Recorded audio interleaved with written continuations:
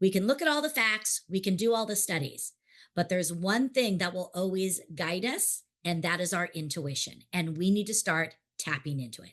This is something that has been around forever, but for some reason, so many high achievers and leaders do not tap into their intuition.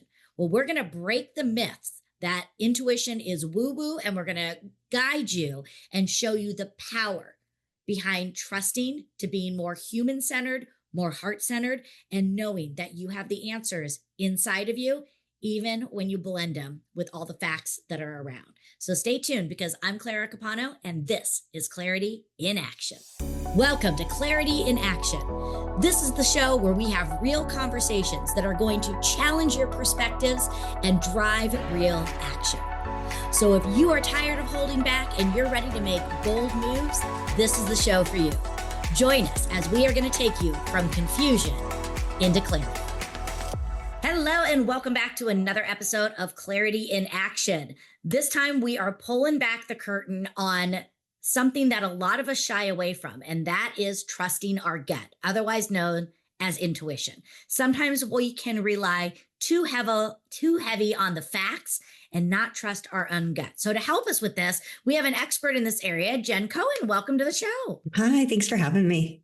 Oh, I am so glad, because this is something I have struggled with. I don't like to listen to that little voice inside my head. I second guess myself all the time. And I know a lot of high achievers out there do the same thing, maybe because we either made mistakes in the past, whatever it is. So I'm really excited to hear some of these things. And before we get into all the nuts and bolts around it, I would love to start it off by asking, what was your moment of clarity that led you to understand the power of intuition and trusting your intuition? It's a little different than most people's story, but it was when my father passed. When I was a very young age, I was not terribly young, but I was 20, and he passed very suddenly.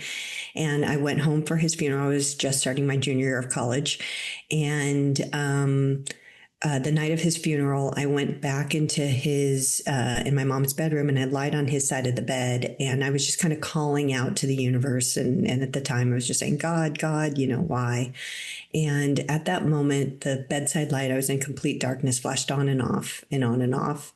And I looked over at the light, and I said, Dad, is that you? And flashed on and off and on and off. And it was in that moment, I didn't put intuition as the name, but it was like, there's something else. There's some kind of force that is able to be contacted, and that is able to connect with us when we need it. So while I didn't realize what it was at the time, it was my first foray into connecting with my intuition. Wow. Very powerful, very powerful. Yeah. I'll have to talk with you more about that offline. Yeah. So, I think that when it comes to business and tying intuition to business, I think that there is this stigma that it's all woo-woo and it can't be trusted. So why do you think we have that stigma still in this day and age? I mean, there's so many people that talk about affirmations, manifesting, yet I still think, especially when it comes to leadership, people are holding back and ignoring it. Yeah. Well, I think it was the time that we were in, if you're on this planet right now, and you're in that workforce, I know that the traditional kind of messaging was, you go to school, you get a degree, you enter the workforce, and you're set in a steady job with a steady paycheck, and that's safe. And that's how it goes. And there's a certain type of leadership, and all of the books that, were circulating at the time, were very, I'll say, patriarchal, masculine heavy.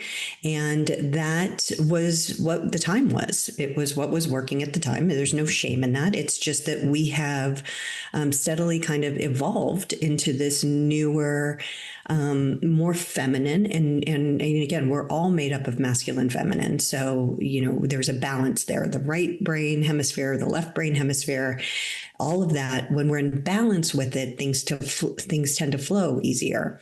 But in the way in which culture shaped how our society was going to succeed, it relied much more on the left side of the brain. And that's organization, and it's more scarcity. It's much more fear based. If you don't do this, then you're going to get fired. If you don't do that, all of those things. If you don't fall in line, and that's just how the corporations were set up, and a lot of them succeeded. And so it was that positive reinforcement.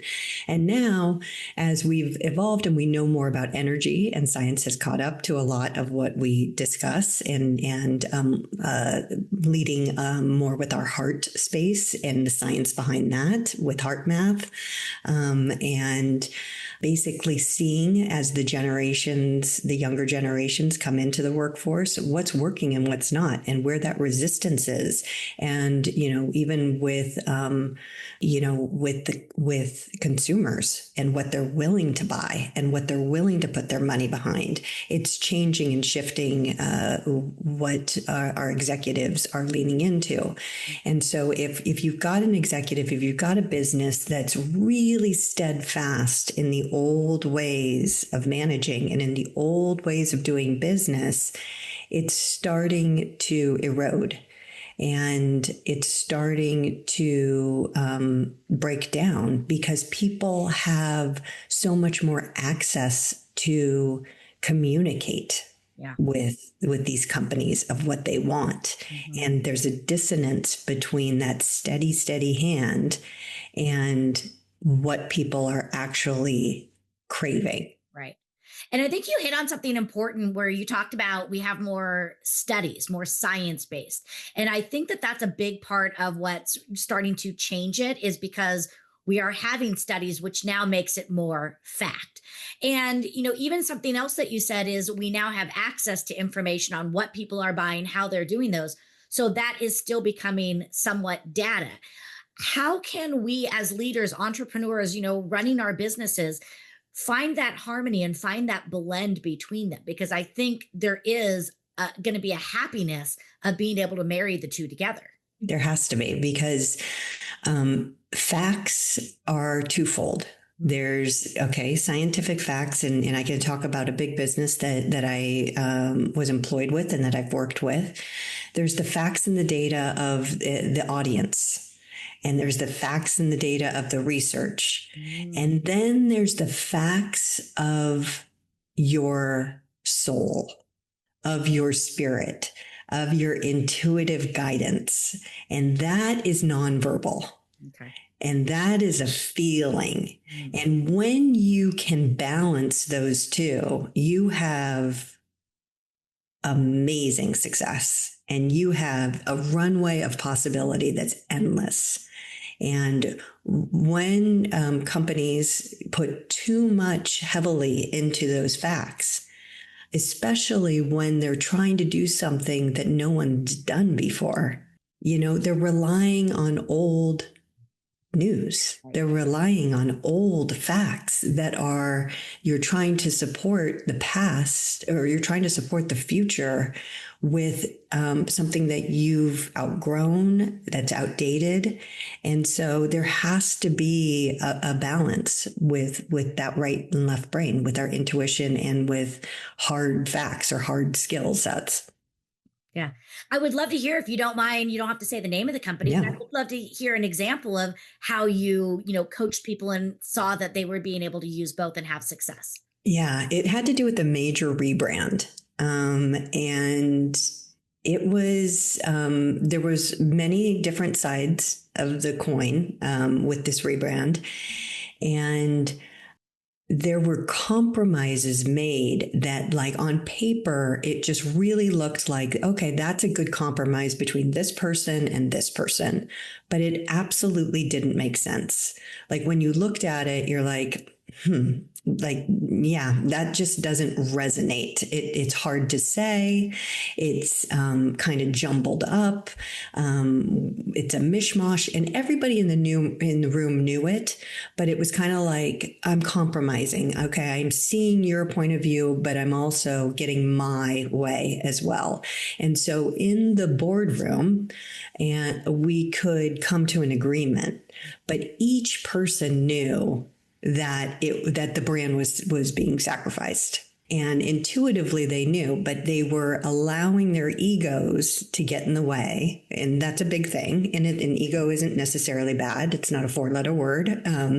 We need our egos. But when you can listen to that little voice, say, okay, well, I mean, all right, we've compromised, it doesn't light you up.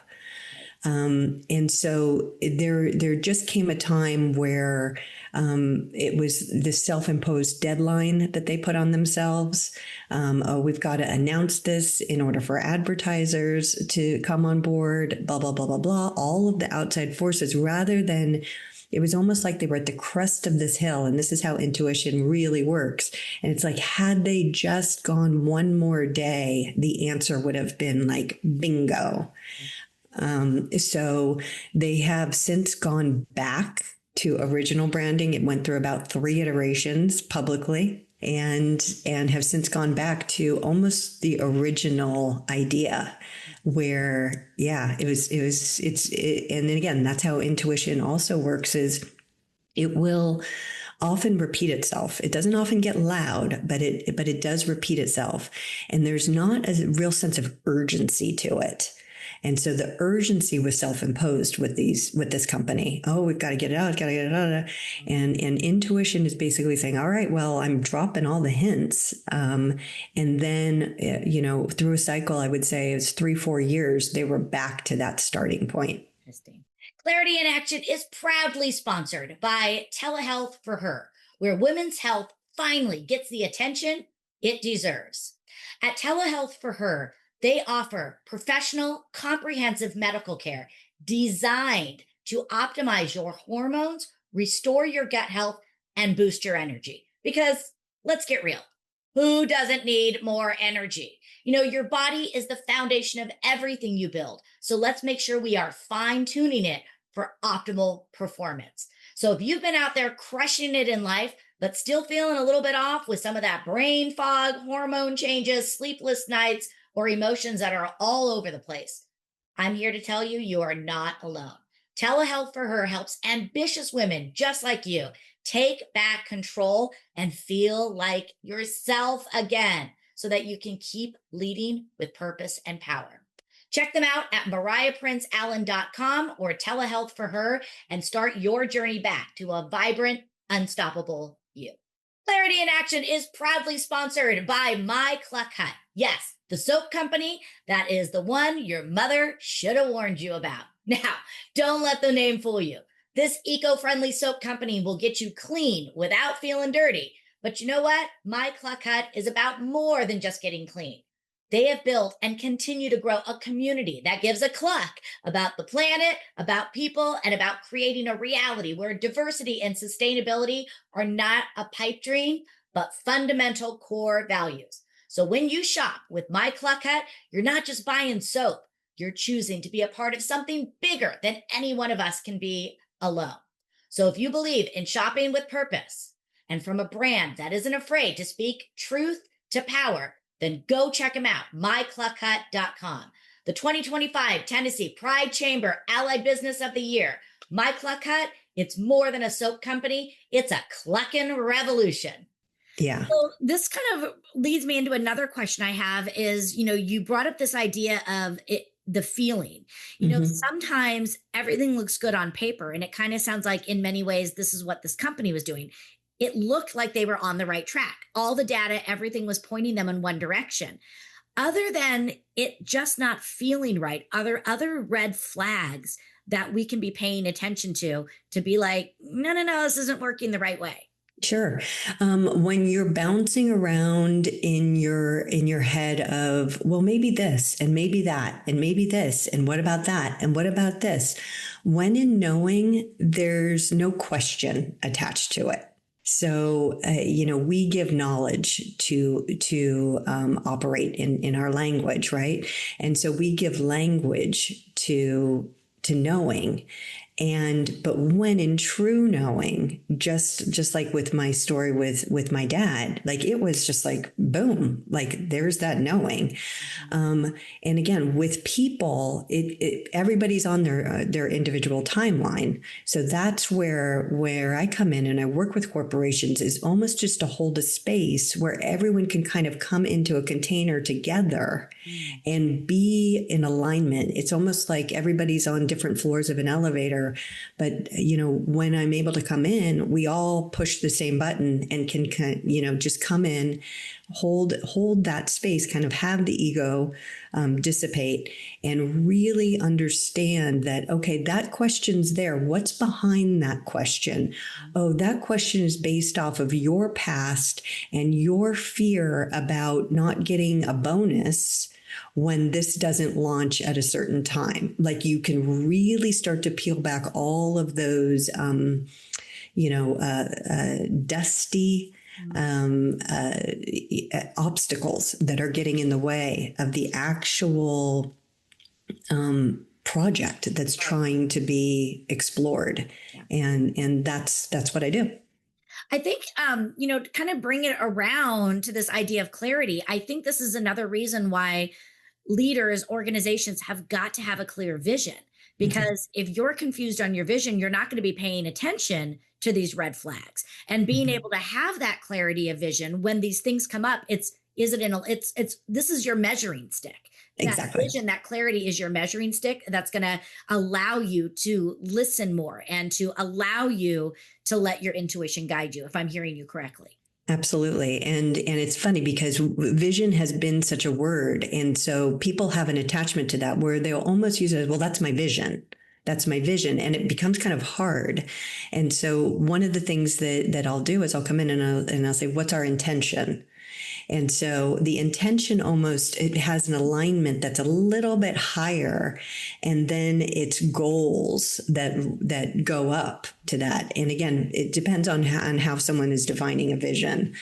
It's a little bit more of an energetic prompt than mission statement. And so when we can go up to that intention and we're all on the same page of that intention, again, because vision, same thing. If you're all on the same page as the vision, fantastic. And then it's again sifting through anything that doesn't align with that. So I think tapping into our intuition, just like anything, could be a skill set. It can be developed and learned. So let's say that I'm somebody and my personality is one that is heavily reliant on facts, on statistics. So, this is something that just is not innate in me.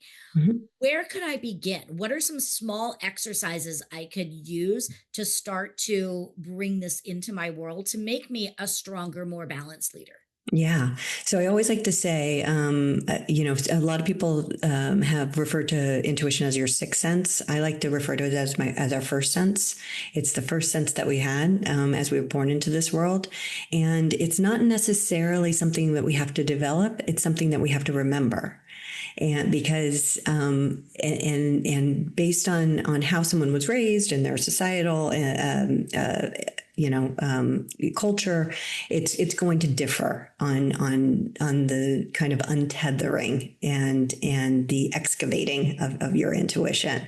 So we start with kind of the stories about, what do you think intuition is? And when we go through, and if it's a woo-woo thing, let's explore that. Okay, where did that come up? Did you watch The Sixth Sense as a kid? Is I see dead people? Like, okay, let's really unpack like where this started to become kind of a bad word or a scary word, or, and so we'll do that. And then we'll even start, depending on how resistant someone is, just intuitively, what did you eat for breakfast this morning? Oh, I had blah, blah, blah, blah, blah. Okay, well, how did you even decide that was gonna, and some people, well, it's just what I eat every morning, and that's my schedule. Okay. what are you going to have for dinner? And like, then we can start to unpack. How did you pick your outfit? But it doesn't have to be huge. And every day there's intuitive decisions that we can make. So we start kind of small with folks that have a resistance to it, and that could be the way, if you commute to work, maybe are you getting called to commute a different way? If you are, what did you see? Okay, you're getting a hit to call somebody, to reach out to someone. Oh, that's interesting. Okay, what happened when you called them?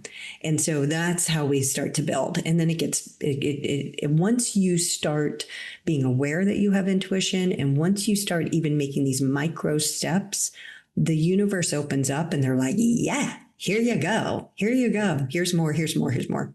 That's how it was for me, because this was something I didn't grow up with. And I remember, going through some trainings about 15 years ago, and they were talking about, written affirmations, visual. And I was just like, what is all this stuff? Sure. And, so for me, having the science behind it really spoke loudly. And more importantly, I'm a true believer of the quote that success leaves clues. So I started looking at the patterns of other successful people that I admire, and all of them were doing these things. So I think sometimes too, showing is better than telling, by being able to, look for successes in areas of people that you admire, of people having results that you want to have. And, what are some of the things they're doing, and just allowing yourself the freedom of knowing there could be a different way. Absolutely. There's a lot that we can learn. I would love to ask you have a great example of a company that you worked with, but I would love to ask for you, looking back over your history, was there ever a time in business where you didn't listen to your intuition, and what happened? Yeah, multiple times. I worked in the entertainment industry, and there were times where my intuition was telling me to do one thing, and my ego got in the way. And it was, very clearly of, I'm not going to go that path. I'm going to, take credit for something that I kind of bulldozed through. Kind of stepping on a coworker in order to get the achievement, things that were very out of alignment and out of integrity with me. And I realized very quickly that feels shitty. That doesn't feel good. And that was a clear indicator. And my intuition was just very much kind of like, okay, well, it's not punishing you, but it's going to give you another opportunity to either make the same decision or choose a different path. But yeah, many times. Yeah. So I could think of just times, even when I was a kid, like even just when I was young, and the dreams of, being Barbara Walter as a broadcast journalist, and then not trusting it enough because looking at the facts, it was so competitive, blah, blah, blah, So I went in other paths. And this is why I changed my major 7 times. This is why I would hop around from different jobs, because I was always chasing, because nothing just felt right. And here I am, back to kind of circle, and I know that this is where I'm supposed to be, and I'm having so much fun with it. And a lot of people are like, oh, you're a natural. And it's like, if I just would have listened. Yeah. But that's it. It's not, and I'm sure the route that you took and the people that you meet. It was screaming at me all the time. But again, I was too afraid to listen. And so I think, again, just having, whether you call it faith or whatever, having a little bit of that surrendering to saying, okay, just let me finally listen. Yeah. That's great. I have loved our conversation. So much of what you're talking about is, on the show, we're talking about changing perspective so we can drive action. And this is a perspective that I know I've needed to change. And I think a lot of people are going to gain value from it. And I know that you are just working on so many projects. I would love to have you share with us, what are some of the things that you're working on now? What's next for Jenn? Yeah, so I'm working a lot with coaches. I'm working a lot with executives as well that that might be encountering clients that they're just not quite sure how to kind of get through.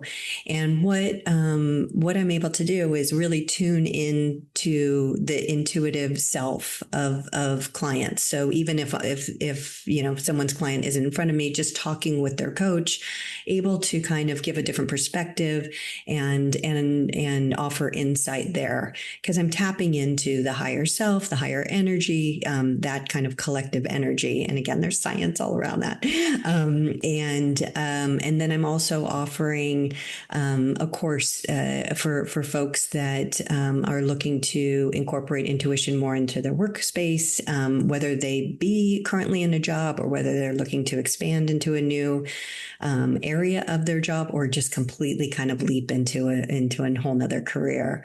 It's beautiful. And like you said, if you have that call, there's usually, even if you're not going to make the full leap, there's a baby step that you can take that's going to get you there. Love that. Fantastic. Well, Jenn, it's been such a pleasure having you. I loved our conversation. It's given me a lot to think about. And before I let you go, I have one final question for you. And that is, sitting where you sit today, learning everything you've learned up to this point, how do you define success for yourself now? Freedom, ease, peace. Wonderful. Well, Jenn, thank you so much. Good luck to you, everything that you have in front of you. I know you'll have great success, and, please keep us posted. And just thank you so much for all the gifts that you're bringing in, for helping to make us stronger leaders. Oh, you're wonderful. I've enjoyed this. Thank you. Well, I just love that conversation. And I think because I did fight it for so long, and I think sometimes I still fight my intuition. It's that little nagging voice, that thing that says, I don't think this is right, but I try to fight it because I'm like, but it has to be right. It looks so good on paper, or these are all the things everybody else is doing. Whereas if I just sit quietly with my own thoughts, the answers are always right in front of me. And I just think for too long, we have not used this as a power. I love how we were able to talk about how intuition and clarity go hand in hand, because when you are clear, you're going to be more open to listening, to seeing, to accepting. And all of those things are so important, because if you cannot use all of this, you're not going to be able to lead effectively and efficiently. And you're going to have more alignment, not just with yourself, but with your team. So I think it's huge. I think also creating a culture that allows others to leverage their intuition, having areas for open dialogue, open workshops, feedback, so we can look at things together, and just knowing that it might be trial and error, and do the research, blend the facts with the heart space, look at the facts to guide you, and then test it against the intuition that you're seeing. I just think we have so much strength inside of us, and we need to start accepting that, leveraging it, and also loving it. So this has been a great episode. I hope you enjoyed it. I would love to hear some of your takeaways. And by all means, please share this with others. Share this with your leaders. Share this with your team members. Share this with other people who maybe are struggling and who are going in circles. And this might be just the key to help unlock them. Thanks for being here. I'm Clara Capano, and this has been another episode of Clarity in Action.